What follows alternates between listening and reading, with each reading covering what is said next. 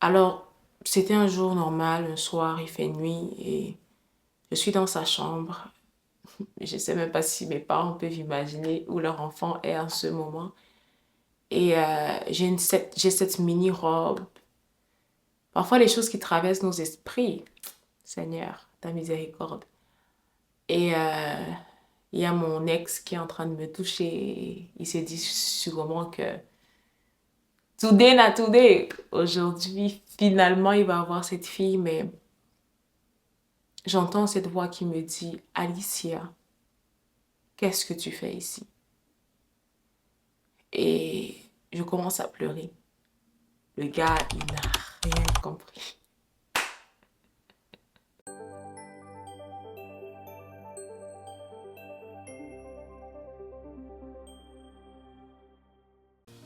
Bonjour à tous, bienvenue à votre émission Chrétien Vie pour Christ. Mon nom est Alicia Vico, nous sommes de retour avec une nouvelle vidéo. Et en ce jour, j'ai décidé en fait de partager un peu de mon témoignage. Je voulais parler du sujet de la virginité, mais je me disais que je veux vraiment ramener ça à quelque chose de personnel pour que peut-être une jeune fille en me regardant puisse s'identifier à ça et ne puisse pas se dire que parfois lorsqu'on parle des choses, on parle sans peut-être les avoir connues. Il est certes vrai que je suis encore vierge, mais ça ne veut pas dire que j'ai jamais été tentée. Ça ne veut pas dire qu'il n'y a jamais eu des situations où je me suis retrouvée, je me suis dit, pourquoi pas? Ok.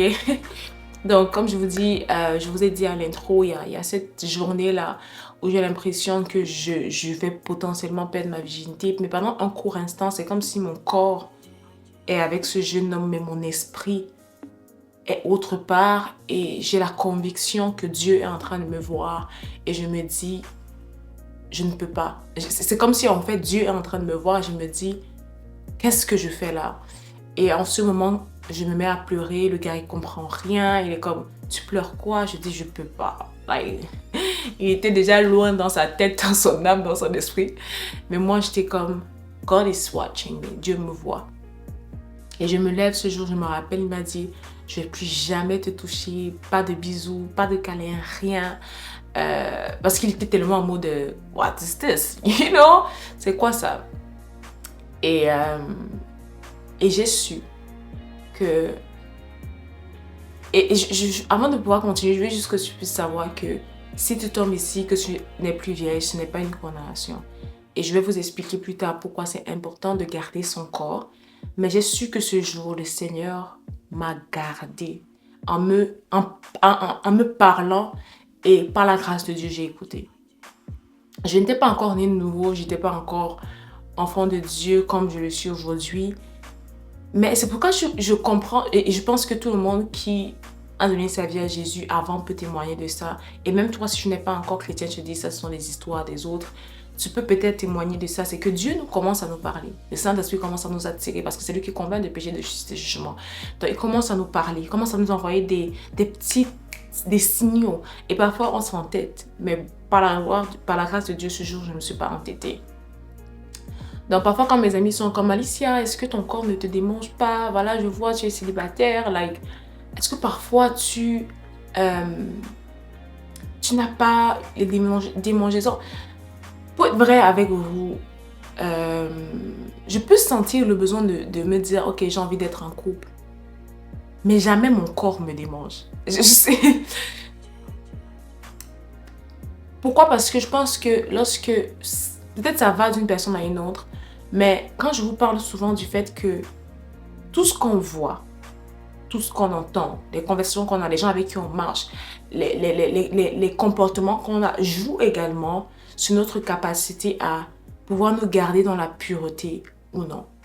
La pureté, ce n'est pas aussi dur que la plupart du temps on nous le croit.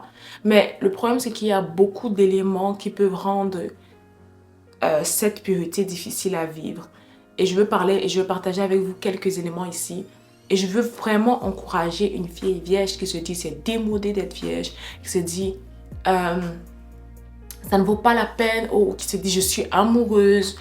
J'en ai parlé dans une de mes vidéos. Que pourquoi est-ce que tu vas donner ton corps à un homme parce qu'il t'a dit que tu es belle, il veut t'épouser, ou que si tu l'aimes, tu dois lui donner ton corps. Donc, je veux vraiment partager avec toi quelques éléments qui vont te permettre de te rassurer que tu as fait le bon choix si tu es vierge encore. Si tu ne l'es plus, tu fais le bon choix de rester dans la consécration parce que Dieu a un plan pour ta vie et également pour ton corps. On le sert entièrement, on ne le sert pas à moitié. Donc, la raison pour laquelle, premièrement, je suis vierge, c'est à cause de cet appel, le premier appel que j'ai eu de Dieu. Ensuite, après ça, j'ai vraiment commencé à chercher Dieu de manière plus profonde et j'ai finalement donné ma vie à Jésus. Et pour moi, c'était une évidence que je ne pouvais pas avoir de relations sexuelles hors mariage parce que mon corps est le temple du Saint-Esprit et je veux honorer Dieu par mon corps. La pureté, comme je le disais tout à l'heure, c'est quelque chose de très important lorsque nous bâtissons une relation avec Dieu, mais également c'est très important pour nous préserver, nous. La plupart du temps, les gens pensent que les choses que Dieu nous demande de faire ou de ne pas faire, c'est parce que il aime seulement donner les règles, il aime seulement donner les commandements. Non, il a fait le monde d'une certaine manière, il nous a fait d'une certaine manière, de sorte à ce que lorsque nous brisons les règles, lorsque nous brisons les recommandations qu'il nous donne, les personnes qui sont affectées, c'est nous. Lorsque tu as des relations sexuelles avec plusieurs hommes, lorsque tu tombes dans le péché avec plusieurs hommes, ou même avec un seul homme, tu crées un lien avec lui. La Bible dit que celui qui a des relations sexuelles, qui offre son corps à une prostituée, fait un avec elle. C'est quoi une prostituée? Une prostituée, il ne faut pas seulement voir dans le sens de la prostituée, celle qui demande, qui fait payer l'argent. Mais une prostituée, c'est quelqu'un qui offre son corps à différentes personnes pour différentes raisons, qui n'est pas marié. Ou peut-être qui est marié mais qui est adultère. Donc, quand tu offres ton corps à un homme qui a déjà eu des relations sexuelles avec plusieurs, ou qui, même si tu es sa première, quand tu offres ton corps avec quelqu'un, à quelqu'un, vous offrez, hors du cadre du mariage, vous formez la prostitution. Excuse-moi avant que tu te vexes ici. Mais c'est quoi la prostitution? La prostitution, c'est un état spirituel d'infidélité, premièrement, envers Dieu, mais deuxièmement, envers ton corps. C'est pourquoi la Bible dit, tout péché que vous faites hors du corps, c'est différent des péchés que vous faites contre votre propre corps. Donc, tu es en train de mettre ton propre corps en danger. Et qu'est-ce qui se passe après? C'est que ton corps va commencer de plus en plus à te demander des choses. Et dans ce processus, il y a ce qu'on appelle la dépendance affective qui va commencer à être créée. Un bout de ton corps réclame cela. Quand je vous dis par exemple le fait que je suis vierge, je peux avoir des moments où je me sens j'ai envie d'avoir un câlin ou comme je dis j'ai envie être en couple. Mais jamais où mon corps est en train de brûler, si je peux dire ça comme ça.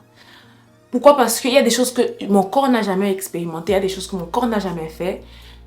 C'est vrai, j'ai déjà embrassé un garçon, mais il y a des choses que mon corps ne peut pas réclamer parce que ça ne lui manque pas.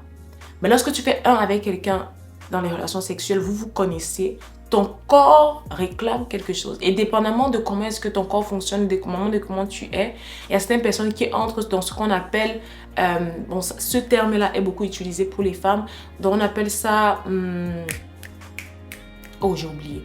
Les femmes qui sont accro au sexe, lorsque je vais le trouver, je vais le mettre là. Et tu vas te rendre compte que même si tu as quitté ce gars ou même si tu as quitté cette fille, maintenant tu es comme tu veux juste avoir des relations sexuelles. Tu veux avoir des relations sexuelles. Tu veux avoir des relations sexuelles. Que le gars t'aime, qui ne t'aime pas. L'idéal, ce serait qu'il t'aime. Mais tu veux avoir des relations sexuelles. Certaines personnes, si tu as développé ce que je parlais dans une de mes vidéos, c'est-à-dire l'estime de soi, tu vas peut-être avoir un peu plus de critères avant de te donner. Peut-être tu vas te dire, ok, je veux être sûr que nous sommes dans une relation qui est plus ou moins sérieuse, mais comment tu le détermines? Toi seul, tu sais. Mais à la fin de la journée, ça produit toujours les mêmes résultats. C'est que ton corps sera plus prompt à se donner qu'une personne qui est vierge et qui a de l'estime de soi. Parce qu'il y a aussi des personnes qui sont vierges mais qui n'ont pas d'estime de soi et qui peuvent se donner au premier venu ou à la première nuit. Vous voyez ce que je veux dire? Mais spirituellement parlant, qu'est-ce qui se passe? Spirituellement parlant, comme tu dis, tu fais un avec une personne. Et si tu as eu des relations sexuelles avec plusieurs personnes, tu fais un avec plusieurs personnes. Ce qui peut donner accès aux maris de nuit, aux femmes de nuit. Ce qui peut donner accès aux esprits pour pouvoir mettre ça place. Parce que c'est comme une porte que tu as ouverte. Tu as donné la permission, ok, vous pouvez faire tout ce que vous voulez. Ça peut donner accès à plusieurs choses. Ça peut donner accès à plusieurs blocages de manière spirituelle. C'est pourquoi quand tu donnes ta vie à Jésus et que tu te répands, que tu demandes pardon à Dieu, il est important de commencer à entrer dans le combat spirituel pour pouvoir déraciner tous les autels que tu aurais pu élever en ayant des relations sexuelles en mariage, de demander pardon à Dieu, mais également de fermer toutes les portes, toutes les réclamations qui pourraient te suivre dans ton mariage dues au péché. Parce que même lorsque Dieu pardonne le péché, il y a des conséquences qui nécessitent d'être brisées par le sang de l'agneau. C'est pourquoi la Bible nous dit que le sang de Jésus crie plus fort que le sang de Baal. Ça veut tout simplement dire quoi? Le sang de Jésus crie plus fort que le sang d'Abel. Ça veut dire quoi? C'est que le sang d'Abel qui était le sang que Caïn avait tué Abel, ça veut dire c'est une réclamation justifiée parce que c'est un crime que Caïn a fait. Lorsque la Bible dit que le sang de Jésus crie plus fort que le sang d'Abel, c'est tout simplement pour dire que même lorsque tu as une condamnation qui était que tu vaux, enfin une condamnation que tu as créée et qui entraîne des conséquences, le sang de Jésus a la capacité de te racheter de cette condamnation. Donc, tu n'as pas avoir peur si c'est que tu l'as déjà fait. Mais je veux aussi encourager certaines chrétiennes à comprendre quelque chose. Des personnes qui sont encore vierges. Ou tu n'es pas vierge, tu es juste tombée sur cette vidéo. Ou tu n'es pas chrétienne plutôt, mais tu es juste tombée sur cette vidéo, mais tu es encore vierge. Ta virginité est précieuse. Premièrement pour toi. Avant d'être pour Dieu, c'est pour toi. C'est précieux. Comme je t'ai dit, ça démontre premièrement de l'estime, mais également de la sagesse. Parce que tu n'as pas envie d'aller t'offrir en sacrifice vivant et de commencer à avoir des liens d'âme avec plusieurs hommes. Il y a beaucoup de femmes, après avoir eu des relations sexuelles, parce qu'il faut comprendre que les femmes, la façon dont on fonctionne est différent des hommes. Généralement, les femmes s'attachent émotionnellement lors des relations sexuelles. Les hommes peuvent être très détachés dans leurs relations sexuelles, mais les femmes, elles s'attachent plus souvent dans les relations sexuelles. Ce qui fait que même si tu n'es plus avec ce gars-ci, même il t'a quitté et comme voilà, il a eu ce qu'il voulait et puis t'a quitté, tu deviens émotionnellement beaucoup plus fragile et beaucoup plus emprunt à te donner aux hommes facilement, à être légère facilement. Il y a beaucoup de filles après avoir eu des relations sexuelles avec un gars et le gars en fait l'a quitté genre vraiment de manière, j'ai eu ce que je voulais avoir. Elles deviennent tellement fragiles où elles se disent, elles ont besoin de se prouver à elles-mêmes qu'elles plaisent. Donc elles veulent que les hommes puissent leur dire, tu es belle. Toute personne qui va s'approcher d'elle et puis va lui montrer une certaine attention, elle va être fragile à pouvoir encore donner son corps. Et il y a ce que j'appelle une dévalorisation intérieure de ta propre valeur, de ton propre corps, au point où ton corps devient un instrument de plaisir. Ne jamais tomber dans ce piège où tu vois maintenant ton corps comme, oh, en fait, c'est juste on s'aime et on va juste partager notre plaisir. Non, parce que ton corps, la Bible le dit, est le temple du Saint-Esprit. La Bible dit, est-ce que je prendrais le temple du Saint-Esprit pour faire un temple d'idole? Parce que le sexe en ce moment devient une idole. Donc, je veux vraiment te donner quelques éléments ici, comme je disais, qui vont t'aider à persévérer si tu es encore vierge, attendre jusqu'au mariage. Et si même tu es en couple en ce moment, tu es avec quelqu'un avec qui vous êtes dans une relation qui potentiellement va mener au mariage, que tu puisses te rassurer que vous êtes sur la même longueur d'onde dans ce sujet et que si tu vois que cette personne veut commencer à fléchir, soit tu te sépares d'elle, soit tu te rassures que vous vous êtes réalignés dans cet objectif. Parce qu'aujourd'hui, la société veut nous faire croire que ce n'est pas un si grand deal, ce n'est pas quelque chose de si important. On s'aime, on va se marier. Non. Tant que la personne n'est pas entrée avec toi dans l'alliance du mariage, vos corps, si vous vous mettez ensemble, c'est comme je vous ai dit, de la prostitution. Vous êtes infidèle à Dieu, premièrement, et vous êtes infidèle à vos propres corps. Vous péchez contre votre propre corps. Donc, quelques éléments qui sont importants de se rassurer. Premièrement, d'être enraciné dans les Écritures. Comprends qui tu es dans les Écritures. La Bible dit, c'est David qui va dire, je te loue de ce que je suis une créature merveilleuse. Quel homme pour que tu aies garde de lui et le fils de l'homme pour que tu l'aies fait de si peu inférieur à Dieu. Tu n'es pas n'importe qui, tu as été créé à l'image, à la ressemblance de Dieu. Nous sommes les premiers êtres que Dieu a créés à son image et à sa ressemblance. La Bible ne nous parle pas des anges de cette façon. Ça veut dire que toi, en tant qu'être humain, tu as été créé à l'image et à la ressemblance de Dieu. Dieu est saint. Et il dit que je suis saint, soyez saints comme votre Père Céleste lui-même est saint. Donc, aie une haute estime de qui est-ce que tu es. Premièrement, aux yeux de Dieu. Et deuxièmement, que ça devienne aussi à tes propres yeux. Paul pouvait dire, si je dois me glorifier de quelque chose, je vais me glorifier de Christ. Glorifie-toi de Christ qui est mort et ressuscité à la croix pour que tu sois sauvé. Donc, développe cela dans la prière, développe cela en toi-même, une valeur que tu as, une haute estime que tu as. Pas parce que tu es orgueilleuse, pas parce que tu es orgueilleux, mais parce que Christ a payé le prix à la croix pour que tu te vois de telle manière, de cette façon. Deuxièmement, je veux également que tu puisses te dire, je ne vais pas baisser mes standards parce que quelqu'un n'a pas de standards.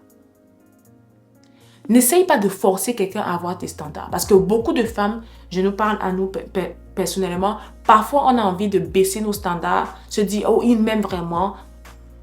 Si pour lui ce n'est pas une valeur, c'est correct.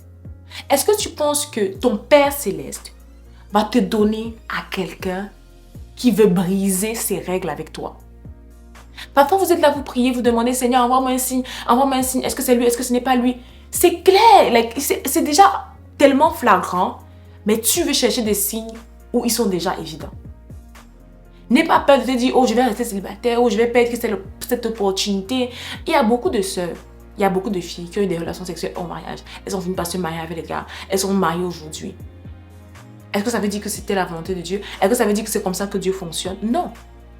Les hommes ont la capacité de faire leur propre choix et parfois de prendre comme si c'était le cachet de Dieu, de mettre sur leur document et de dire que c'est Dieu qui a approuvé. Non. Même si elle avait des relations sexuelles, même s'ils ont couché la première nuit et que finalement ils se sont mariés et que finalement il est finalement devenu enfant de Dieu, il est finalement devenu sérieux dans sa marche, ça ne veut pas dire que c'est la voie à suivre. Ça ne veut pas dire que c'est un exemple. Ça ne veut pas dire que c'est ce que Dieu voulait. J'ai écouté un témoignage dernièrement d'un serviteur de Dieu. C'est comme ça qu'il a rencontré sa femme la première nuit. Ils ont eu des relations sexuelles. Et ils ont fait un témoignage sur leur couple. Comment il y avait tellement de dégâts au point où ils avaient même failli divorcer. C'est la grâce de Dieu qui les a soutenus. Tu n'as pas forcément envie de suivre le chemin de tout le monde parce que tu te dis que c'est comme ça. Et c'est pas tout le monde qui a la même résidence dans le couple. Sa femme se blessait. On appelle ça quoi? Vous comprenez ce que je veux dire? Dans le mariage, elle était enfant de Dieu. C'est très important de prendre le temps de travailler qui tu es dans le célibat. Comme je le dis, le célibat, ce n'est pas le chômage. Je vais mettre cette vidéo en commentaire pour que tu ailles la voir si c'est que ça t'intéresse. C'est un témoignage qui est très édifiant. Donc, comme je dis, deuxièmement, ne baisse pas tes standards. Troisièmement, fais confiance à Dieu. Crois que Dieu a tes intérêts à cœur. Crois que Dieu t'aime plus que toi-même tu ne t'aimes. Ah oui, Dieu nous aime plus que parfois nous nous aimons. C'est pour ça que parfois nous baissons nos standards alors que sa parole est claire par rapport à ce qu'il nous a demandé de faire. Crois que Dieu t'aime au-delà de comment est-ce que toi-même tu t'aimes. Et apprends à le laisser t'enseigner comment t'aimer de la manière dont il t'aime.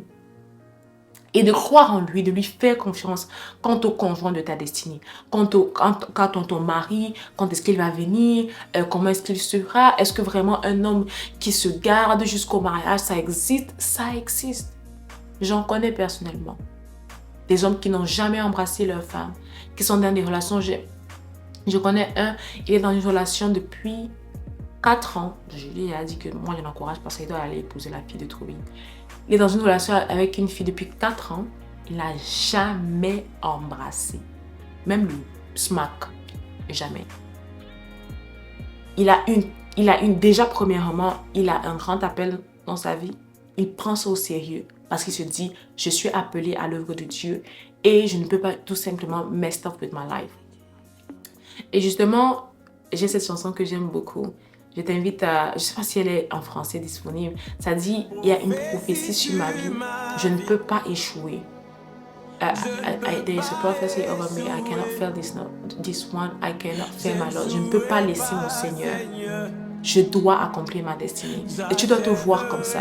Il y a une prophétie sur ta vie. Et je vais finir en disant ceci. La 4e chose. Il y a des erreurs qui te coûtent beaucoup. Imaginez juste un instant que Marie avait perdu sa virginité. elle aurait perdu ce devoir que Dieu avait, cette mission, cette volonté que Dieu avait, qu'elle puisse porter Jésus. Parce que Jésus-Christ ne serait pas venu au travers d'une personne qui n'est pas vierge. Donc, aie une haute estime de toi. Ne joue pas avec le péché où tu es comme, oh, ça, c'est pas grave. Si tu n'as pas encore fait garde de toi, si tu es déjà tombé, la grâce de Dieu est là pour te soutenir. Il est là pour te relever. Mais ne retombe pas encore. Apprends à contenir ton corps, comme Paul pouvait le dire. Je tiens mon corps assujetti. Je le traite durement afin de ne pas pécher, afin de ne pas être rejeté, après avoir péché aux autres. Donc, j'espère que cette vidéo t'a béni. Elle sera un peu longue, mais j'ose croire que ça va aider quelqu'un, ça va bénir quelqu'un. On se retrouve la semaine prochaine pour une nouvelle vidéo. Bonne journée à toi. Et juste une dernière chose, si tu as des questions, tu peux me laisser en commentaire.